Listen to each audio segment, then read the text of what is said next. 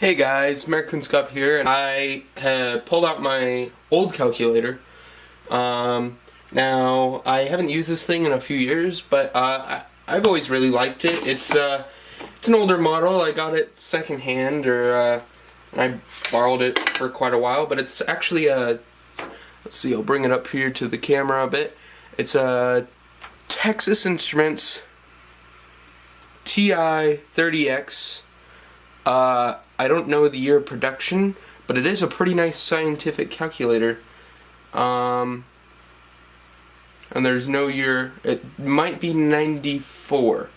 Now this calculator, I will attempt to make it so you can read what's actually on the back here, and or assembled in Italy. So I don't know if that adds to production quality or just how special it is or something, because most of the Texas Instruments devices that weren't European obviously were made in the US, and almost everything I have of theirs is made in the US. So this is one of the only Texas Instruments products I have that's made in another country. So just to get started, I thought we would take a look. The case isn't really special, it just says Texas Instruments, so that's all it is. There is a quick reference card, and I will add a picture in the video for this. Basically, it's printed in Italy. There's just, it's just, oh yeah, 1992. So this might be a 92 calculator. It just tells you some of the things you can do, stuff with fractions, there's percentages, and yeah, stuff that's kind of interesting. So, yeah, we'll take a look at the functions now of the calculator. Okay, so now looking down at the calculator here, I'll turn it on and you can see the LCD is in pretty good quality. It can do pretty much everything a scientific calculator needs to do.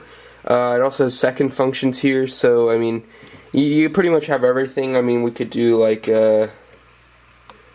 things for calculus. I mean, that's not always calculus, but then you got I don't know, like square roots. There's, you know, multiplication, obviously.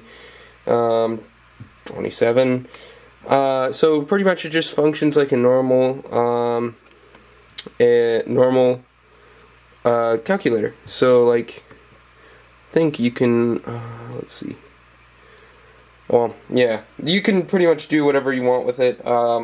It's not graphing though, so obviously you can't graph, but I think there are ways you can get X and Y values. I'm not quite sure, because I never used this calculator for the math level I'm in now, so I could probably figure it out, but obviously as you get up there you need a graphing calculator, and so I had to switch over to a Casio.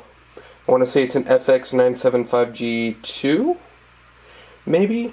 I'll have to check on that later, but I still really like this calculator. It's really nice. So I guess the next thing to do, and the only thing left to do, is really to look inside and just see what's in there. And there might not be much to look at, so we'll check that out. So okay, so we are going to attempt to just take a peek inside here and just see what everything looks like. So opening it up, I've already taken some of the screws out. Nothing interesting on the back. There might be a date though. No date. So as you can see, we have the back here with the buttons for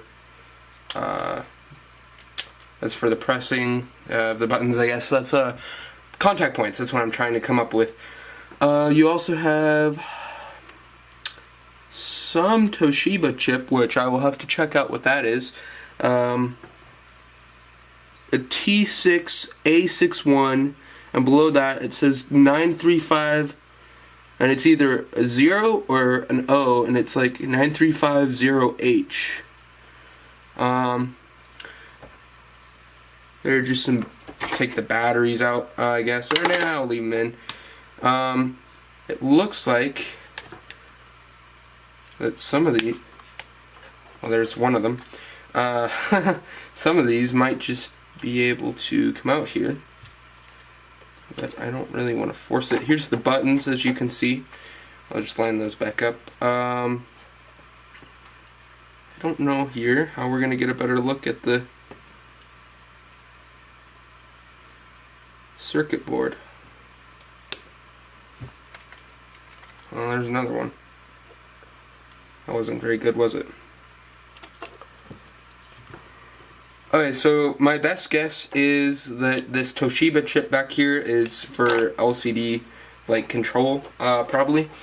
I can't get to the underside here of this board, but I would assume that there are some Texas Instruments related equipment there. I was going to attempt to pop the screen out, but I might not be able to, so yeah, I think that might be as far as I can get for this one. But not a very complex calculator, but you know, it does its job, and for the time period it was pretty good. So I think that's all I can show at the inside. There's really not much else to look at, so I will just pop the case back on here, and I will make sure all the buttons are in place. Now the plastic is a little bit brittle. That's one thing to kind of be worried about, but I think that's just because of age. So but overall, this calculator is pretty nice. I would definitely recommend it. It was great for me for many years.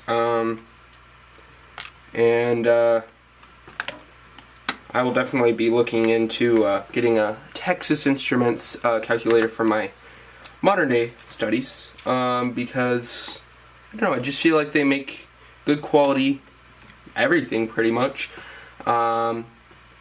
And the other thing I'm going to be looking into getting for reviewing on this channel at least is a Speak and Spell, which, if you don't know what that is, that's well, it had a part in E.T. even. It was a computer for kids to learn how to spell and to perform other tasks, I guess, and very popular in the 80s, and so yeah. I'll see if I can get a hold of one of those. Today I might review maybe even my Casio. I think these are pretty interesting to just look inside, and my Casio is a graphing calculator. It's thicker, so for all I know there'd be some interesting hardware in there to take a peek at, and it has many more functions, and I think this is only a single line LCD. Yeah, it is. It's a single line LCD, and I don't think I have any dual line. Oh, the other thing that I might be taking a look at, and something you might want to look out for, is an HP, I think it's a C11. It's a vintage calculator, very praised by the collector community. So take a look out for that. I'll probably be looking at that in the next week or so.